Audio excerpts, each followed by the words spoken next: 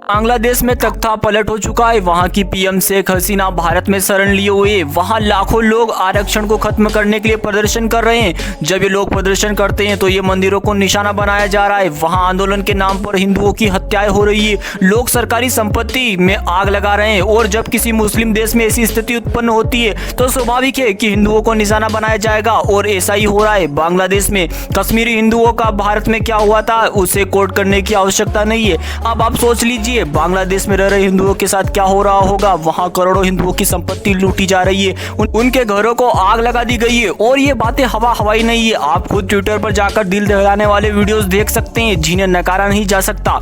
और दोस्तों यदि ऐसी स्थिति वहां पर बनी हुई है तो उन हिंदुओं की दुनिया में एक ही आस है और वो ये भारत, ताकि उन्हें शरण मिले। और यहाँ पर उन हिंदुओं का भारत में पलायन शुरू भी हो चुका है।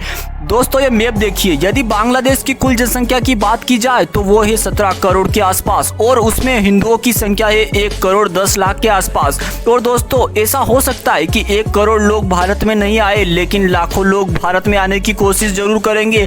कई एक्सपर्ट तो यहाँ तक कह रहे हैं कि बांग्लादेश अगला पाकिस्तान तक बन सकता है। जिस तरह से हम कट्टरपंथीता और हिंदुओं पर हिंसा हम पाकिस्तान में देखते हैं, ऐसी हिंसा अब हम बांग्लादेश में भी देखने को मिलेगी। ये सारी बातें दोस्तों हम नहीं बल्कि बांग्लादेश की पूर्व प्रधानमंत्री शेख हसीना के बेटे का कहना है, जो अभी भारत में शरण लिए हुए। उन्होंने यहाँ तक कह दिया है कि अब बांग्लादेश में उम्मीद ना करे कि मेरी माँ और मैं वापस बांग्लादेश जाएंगे देश को बचाने के लिए। हमने तो बहुत कोशिश की है लेकिन ये लोग कट्टरपंथीता को थोपने में कामयाब हो गए हैं। दोस्तों हम आपको बता दें कि बांग्लादेश की पीएम शेख हसीना अभी भारत में शरण लिए हुए हैं। लोग इतने आंदोलन में बरगला गए हैं कि मीडिया रिपोर्ट बता रही है कि जहाँ हिंदू लोग कम संख्या में रह रहे थे वहाँ की कॉलोनियों को आग लगा दी गई। आप सोच सकते हैं कि नफरत यहाँ किस लेवल तक पहुंच चुकी है।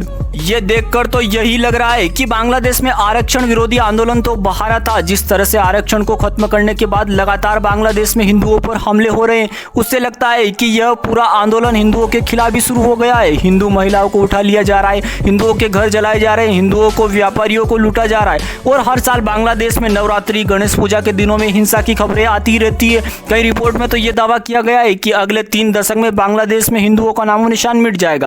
यदि दोस्तों हम 1971 से बात करें जिसमें बांग्लादेश आजाद हुआ था, तो इनके संविधान में बड़ी बड़ी बातें लिखी है। धर्मनिरपेक्षता, समाजवादिता, लोकतांत्रिक पद्धति देश के रूप में की गई। लेकिन बातें हो ही रही थी कि 1988 को बांग्लादेश में कुछ को इस्लामिक राष्ट्र घोषित कर दिया। एवं संयुक्त राष्ट्र की रिपोर्ट में देख लीजिए, यहाँ आज़ादी के समय बांग्लादेश में हिंदुओं की संख्या 30% से अधिक थी।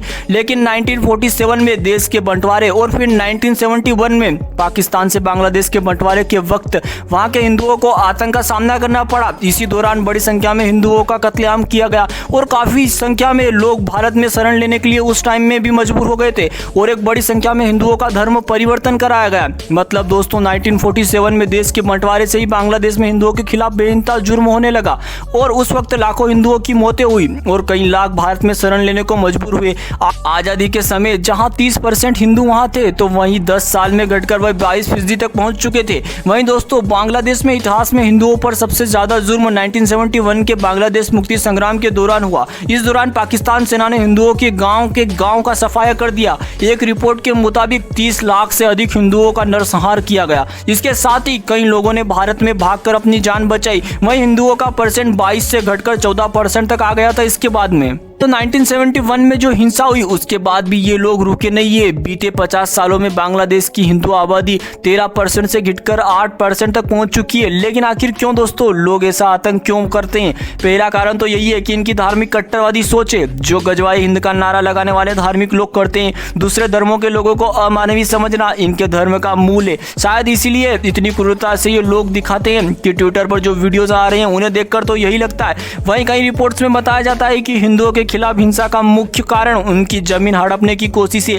ढाका टाइम्स की एक रिपोर्ट देखिए, इस तथ्य की ओर इशारा किया गया है कि यह होता यही है कि जहां मुस्लिम आबादी गरीब हिंदुओं के घर जला देती है, वहां से जलने के बाद में हिंदू परिवार पलायन करने को मजबूर हो जाते हैं और वहां चले जाते हैं जहां उनकी जमीन पर ये लोग कब्जा कर लेते हैं। और तो दोस्तों ये तो लोगों की मानसिक वृत्ति ऐसी बनी हुई है। 2001 में बांग्लादेश में द वेस्टेड प्रॉपर्टी एक्ट प्रभावी लाया गया था। अब इस घटिया कानून के अनुसार सरकार मुख्य रूप से हिंदुओं की संपत्ति वह जमीन को अपने कब्जे में ले सके। और लगभग 26 लाख एकड़ जमीन सरकार ने कब्जा ली और उन जमीन में ये राजनेता और सरकारी अधिकारी अपने कब्जे में ले लेते थे। इस तरह से यदि बर्ताव होगा तो कितने हिंदू बांग्लादेश में रह पाएंगे। 2016 में हिंदुओं पर एक किताब भी आई थी जिसमें कहा गया था कि करीबन 3 दशक में बांग्लादेश से हिंदुओं का नामो निशान मिट जाएगा। ऐसे में दोस्तों एक क्वेश्चन ये भी आता है कि क्या इतने लाखों लोग जो भारत में यदि आने लग जाए तो पहले ही भारत की पॉपुलेशन 140 करोड़ के पार है, तो क्या सरकार को बांग्लादेश से प्रताड़ित हिंदुओं को एक्सेप्ट करना चाहिए? कमेंट करके अपनी कीमती राय जरूर बताइएगा। मिलते हैं किसी नए वीडियो में, तब तक के लिए जय हिंद जय भारत। चैनल को सब्सक्राइब और वीडियो को लाइक जरूर करें।